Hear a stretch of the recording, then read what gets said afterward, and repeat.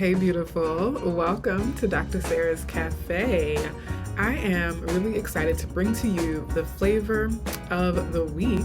And for those of you who are new here, the flavor of the week is a unique specialty blend of astrology, tarot cards, oracle cards, and a little bit of intuition and creativity infused into it to give you a sense of some of the energies, possibilities, options, lessons, takeaways that we can use to support our journeys in the week ahead. In this week, our flavor is magic power. Magic power.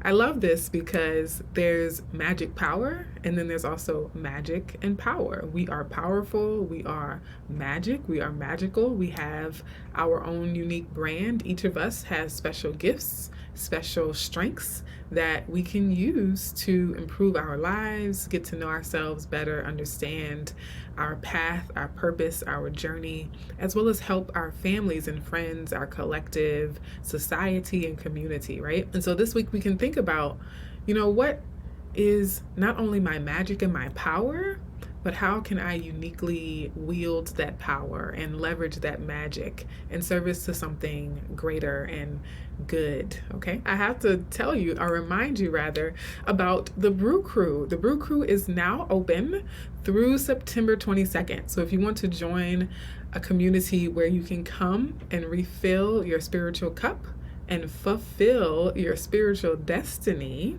then this is a space for you. It's especially warm, welcoming, and inviting for people who are new to this spiritual exploration, people who want to learn and understand very popular metaphysical tools like tarot and astrology or crystals and numerology, and understand them and learn how you can use them and apply them to your own personal life and your goals and your vision for your future. And this is a new membership. And so if you join by September 22nd, you become a founding member of this community that I think is going to help shift the energy, shift consciousness on the planet. And so you can get a 30-day free sample again by September 22nd. I hope to see you in there. And if you have any questions, let me know in the comments or email me. I'll leave my email in the caption below as well. Our flavor of the week starts with astro ingredients. I always start with the astro ingredients. I don't know why, it just seems like it sets the tone and sets the stage for the flavor that we're going to be savoring in the week ahead. And we have all about the sun. It's all about the sun. Every day this week almost, the 19th, the 20th, the 21st, and the 22nd, the sun is doing its thing up there in the sky in the sign of Virgo, and then towards the end of the week moving into the sign of Libra. So happy birthday to Virgos and happy birthday to Libras, okay? So let's talk about what the sun is doing exactly. One, the sun is going to be trining Uranus. The sun in Virgo will trine Uranus and Taurus. The next day, the sun in Virgo is going to oppose Neptune, the planet of Neptune, in the constellation of Pisces. And then the next day, the sun is going to trine the planet of Pluto in the constellation of Capricorn. And then the next day, the sun is going to move into the Libra. So the sun is like, it's my time to shine, okay? Pun intended. The sun is like, I am the star of the show, okay? Pay attention to me. But I think this is also important because the sun is the self in astrology. The sun represents you, your identity, your ego, right? And so it can really be significant in terms of our understanding of who we are. And I love the sun because it is literally power, solar power, right? We think about solar panels collecting the energy of the sun to power entire, industries basically. And so with that powerful center of our solar system, making these strong, powerful connections and having these important, powerful conversations with the outer planets, the planets that are farthest away from us, Uranus, Neptune, Pluto.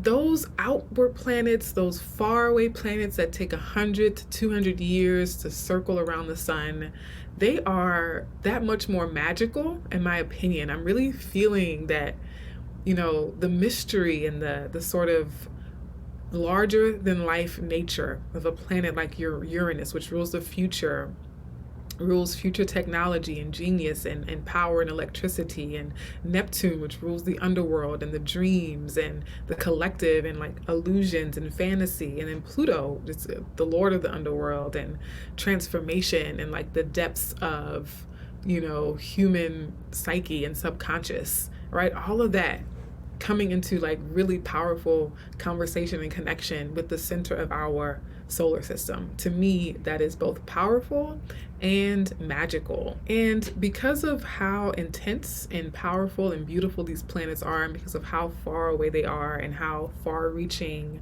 and larger than life they are in terms of their influence on society and culture, I don't see this as like Disney princess magic.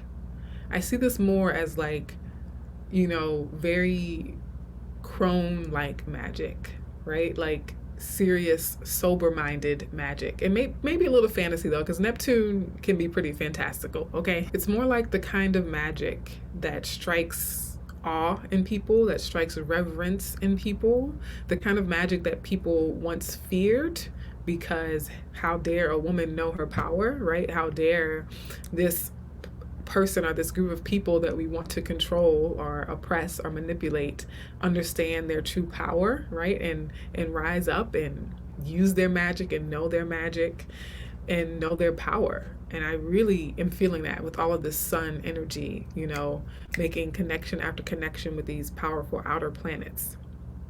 So it is that very grounded, centered power and magic, authentic power and magic, not leveraged against anyone, but leveraged in service to your own sovereignty, okay? And the sun being the king of astrology, right, of the zodiac. And if you notice in the image here, I have a perfectly balanced stone. This balanced stone represents the sun's ingress into Libra, the sun's movement into the sign of Libra. If you're familiar with the imagery of Libra, the symbolism of Libra, it is the scales, right? The two scales being balanced. And so the balance that we find in nature, the balance that we find in the universe, in the cosmos, nature is actually very balanced, quite balanced.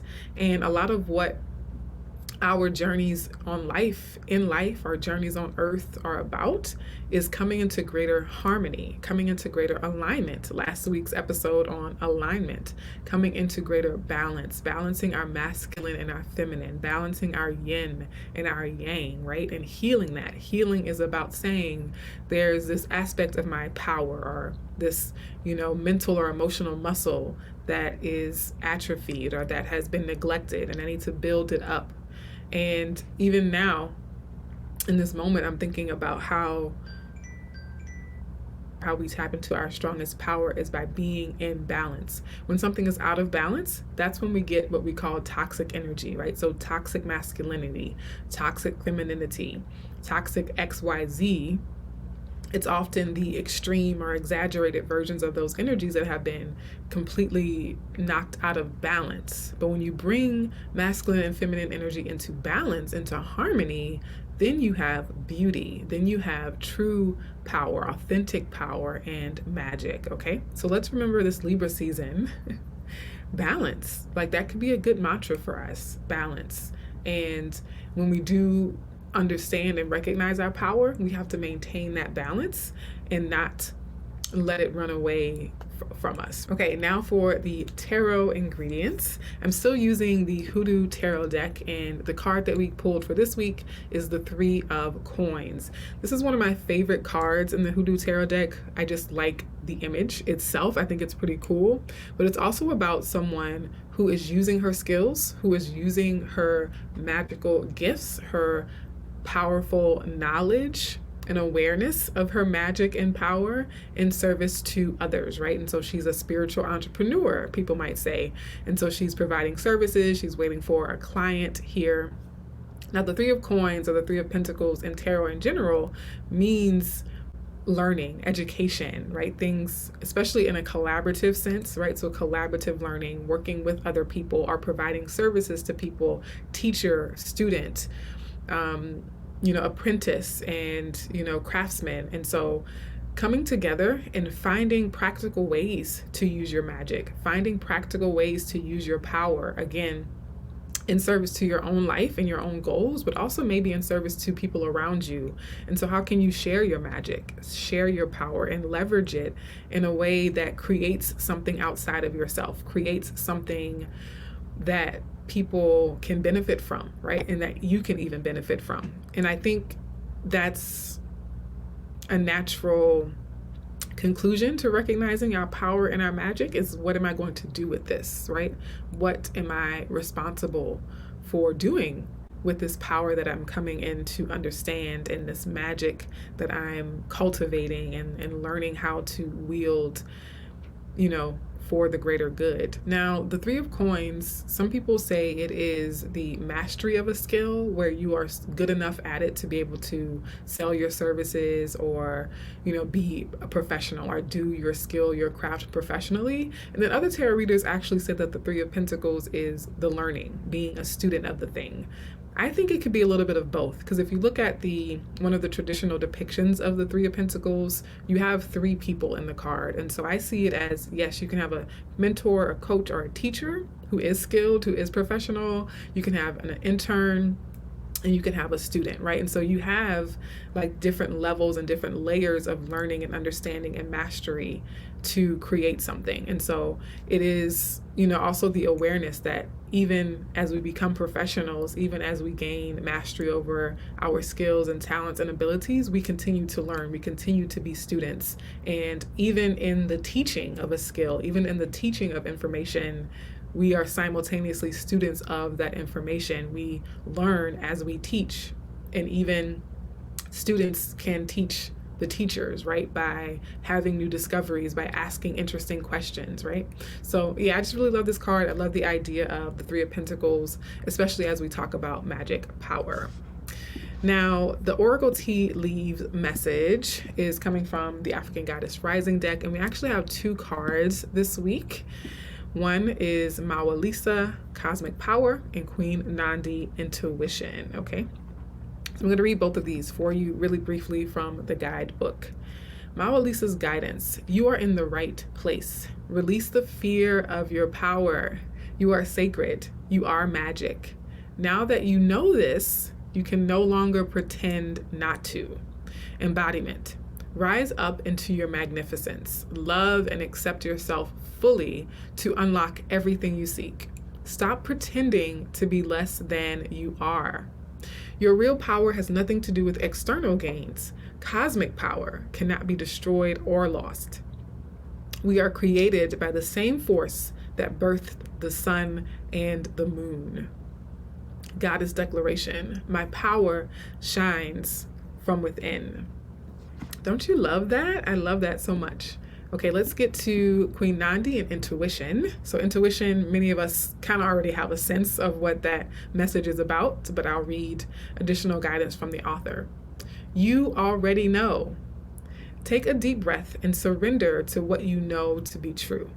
Trust your inner wisdom and guidance. Embodiment: what is your guidance telling you? Put your hands over your third eye, center of your forehead, and ask, if I knew what the answer is, what would it be? Then follow your first instinct. The Creator, your ancestors, connect with you through your intuition. Trust your internal GPS. The nudges, signs, and coincidences are divine guidance. Slow down. Go for a walking meditation. Be present with nature and pay attention. Being present allows you to feel, hear, see, and sense your guidance. Goddess declaration: I am knowing. Okay. I love both of these, right? Cosmic power, as we talk about magic power. And I'm going to read a little bit more about Mawa Lisa because it speaks to that Libra balance. When I was talking about the balance between masculine and feminine energy, here you can see that we have the masculine principle and the feminine principle. We have the light principle and the dark principle, and those things come together to create cosmic power, right? So it's not relying too heavily on one and neglecting the other. It's the combination of those two that creates cosmic power. And the earlier piece that I hadn't read says, Mawa Lisa is the force of mother, father, God and goddess. Mawu is the moon, the divine feminine. Lisa is the sun, the divine masculine. They came together doing a fawn eclipse to create cosmic power. Okay. And I'll just, share. I don't have the final word on this, but a lot of folks I see online are talking about, being in one energy versus being in the other. And I'm learning and I'm understanding and feeling that we need both. We need to release this notion or this idea that just because I have a particular gender, that I have to be all in one kind of energy. I have to be always in one kind of energy. That's actually out of balance. That's actually unhealed. We need the balance, the yin and the yang. We absolutely need that to be our most powerful, most magical selves. And I'm sure people will disagree. Okay, the pastry and poetry comes from a song. So our poet is Avari, and her poem / song, it's really a song, I like it a lot. It's called She Ready. She ready. When you understand your magic, when you understand your power, you are ready. She ready because she knows her magic power, okay? So some of the lyrics from the song: she walking and talking, no faking, creating. A new path for others to follow, she blazing. Got her own flavor and rhythm unique. Specialty blend, no need to compete. Now watch her stir it up. Now watch her stir it up, okay? And our pastry is macaroons, of course, macaroons. So I loved those lyrics, obviously because of the coffee reference, because of the cafe reference, specialty blend, her own flavor, stirring it up, right? But also, again, the song is one of those female empowerment songs. It's like, I need to empower myself, say I'm ready. And so it's not just enough to understand intellectually that we all have magic, that we all have power, that we all have cosmic power, that we all have masculine and feminine, and need to make sure that those remain balanced and healed. But it's also, what do we do with that knowledge? Are we really able to feel into it and embody it and proceed accordingly, right? And in one of the, actually the cosmic power one, it's release the fear of your power. You are scared. You are sacred. You are magic. Now that you know this, you can no longer pretend not to. Stop pretending to be less than you are. And so I, for years, have a playlist that I call Input. And it's all about those empowerment songs, those songs that remind me of my magic, that remind me of my power, that remind me of my beauty, and inspire me and encourage me and motivate me to not play small, not to pretend like I don't know my magic and my power, okay? So you can check out that song in particular, or, share your own favorite empowerment songs in the comments. Y'all know I like music, okay? So I would love music recommendations of any sort on any given day. But in particular, I think if you leave a comment with a recommendation of an artist or a particular song that you think really speaks to or reminds you of your cosmic power, reminds you of your divine magic, right? Please share in the comments. And then our takeaway is, why do you fear your power? Why do you fear your power? I'm gonna let you take that to go and ponder it. And in the meantime, my dears, I hope that this message has helped you in some way to refill your spiritual cup, and hope to see you in another video. Much love.